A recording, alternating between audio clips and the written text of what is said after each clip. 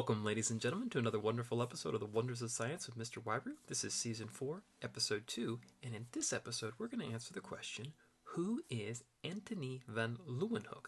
Does anyone know? Does anyone want to take a guess? Anyone? Alright, so let me go ahead and answer that question. So, who is Anthony Van Leeuwenhoek? Well, Anthony Van Leeuwenhoek is a name that is connected to the field of both microbiology and to microscopes. Anthony van Leeuwenhoek was actually born on October 24th of 1632 in the Dutch Republic. Now, he is part of this group called the FRS, and that is the Fellow of the Royal Society, which is a scientific academy of scientists, which, of course, scientists are awarded to be in by individuals who have made, as it describes, a substantial contribution to the improvement of natural knowledge, including mathematics, engineering science, and medical science. Now, some other well-known scientists that you would know that are included in this society would include Isaac Newton, Michael Faraday, Ernest Rutherford, and Albert Einstein.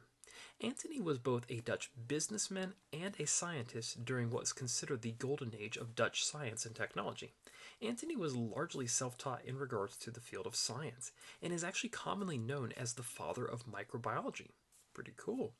He is one of the first microscopists in microbiology, which is, of course, not a surprise considering he actually did pioneering work, which, of course, is what helped establish the field of microbiology, and, as an actual scientific discipline. And, of course, this is why and the reason he is considered the father of microbiology.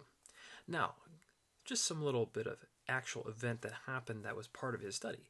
Now, when he was studying using a microscope, he was actually the first to observe small organisms, which he would call animalcules, which is simply a Latin word for tiny animals.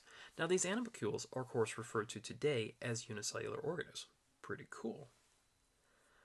All right, ladies and gentlemen, let's move on now to our fun science fact of the day. Did you know that a group of foxes is actually called a skulk? Yes, you heard me correctly. A group of foxes is referred to and called a skulk. S-K-U-L-K. Pretty interesting and something unique and odd.